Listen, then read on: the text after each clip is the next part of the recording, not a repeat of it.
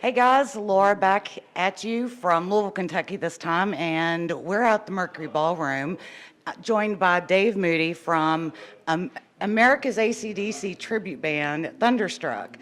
It's so good to see you. I've known Dave for a while, so I'm not a stranger to his crazy ways, but this seems to really fit you. Tell us how this all got started, why AC/DC, and Oh, okay. The band had been around for about 3 years prior to me joining, and they had been in different incarnations.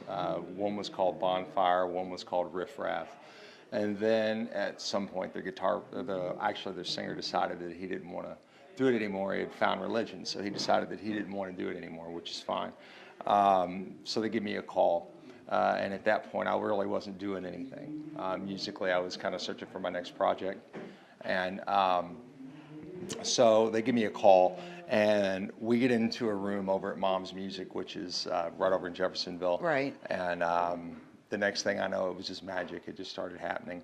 And I was like, holy shit, this is a good product. Yeah. This could have legs.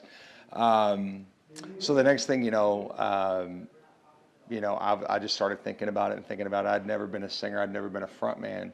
I'd always been a bass player or a guitarist. And it just seemed to fit. So I just went for it. And we all did. And here we are. I mean, you say that you've never been a singer, but knowing you like I do, Right. I have heard you sing. And, Right. and when this all came about, I was like, oh, what a perfect fit for Dave. Right. He has this energy that doesn't stop. Like, it cannot be put in a box and just off in a corner as a bass player, because typically bass players are the ones who you don't hear much out of. Right. Except Dave Moody. Right. You always hear a lot out of him, which, you do such a great show. Now, I have to admit, this will be the first time we've ever seen Thunderstruck Okay. live. Okay. So I'm really kind of excited because I know you from other bands. Right. And so, but just the videos alone, the crowds, how do you explain this? The crowds at because you all are countrywide. Yeah. That you're touring. Yeah, it's national. I attribute it to the love of AC/DC. It has nothing to do with us. I mean, now it kind of does, because people have come Right. to love the product.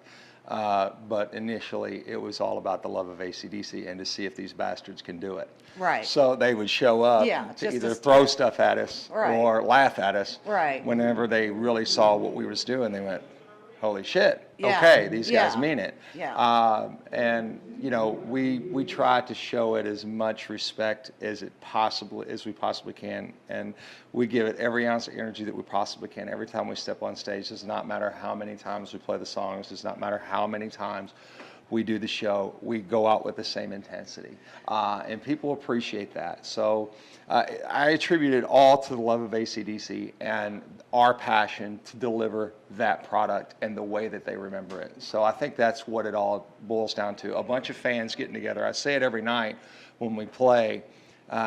If you were up here and we weren't, we would be out there cheering you on. Right. So that's what Right.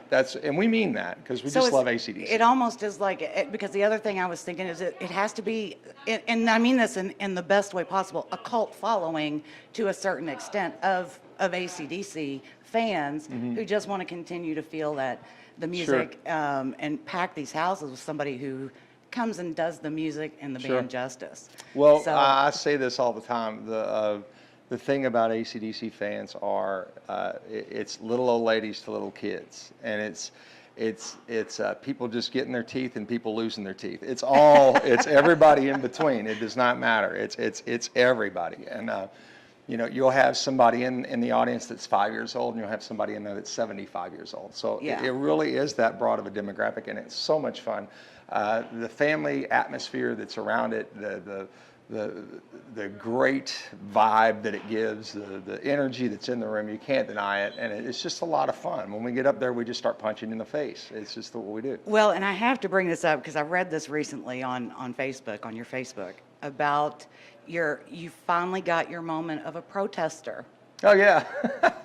Well, people were confused, and it's okay. What happened was there was a gentleman across the street, and it was kind of like a Westboro kind of situation, Baptist church thing.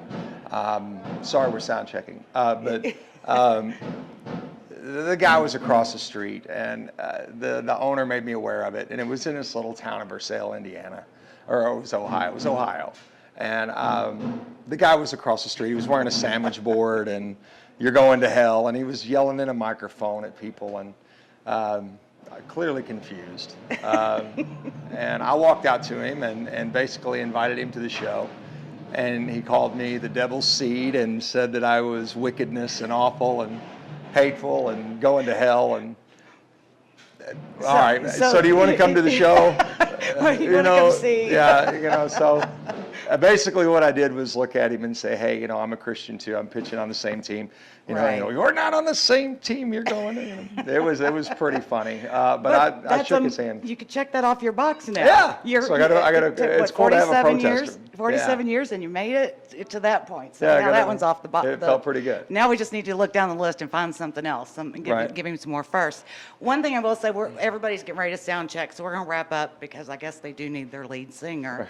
But this wall here at the Mercury Ballroom is sold out shows. Thunderstruck is up here 3 times. 3 times. I mean, what is that? But you all aren't just selling out here because you're originally from this area. You're not just selling out here. You all are selling out everywhere. Yeah, it's all across the United States. It's more special here. It's always good when your hometown validates you and loves you. And I've been playing in Louisville my whole life. And I always call Louisville my home. I always will be, I'll always be thankful to be from here. It's the greatest city on the planet. I think they're in there calling him. I hear your phone. But probably tell people real quick where they can find out more about you all, where they can look up tour dates and things like that. You could go to thunderstruckus.com for our, that's our website. And then we're on Facebook at Thunderstruck America's AC/DC. It's got pictures, videos. We also have it on YouTube. We also have it on Instagram. We're all over the place, all over the social medias that you would have. The most important thing that we like to tell people is just come in, have a good time, live in the spirit world for a little while, enjoy AC/DC. We know we're not AC/DC, but we're the spirit of AC/DC. So, and you are too. And when you come to the show, we make you aware of that. So it's just a good time.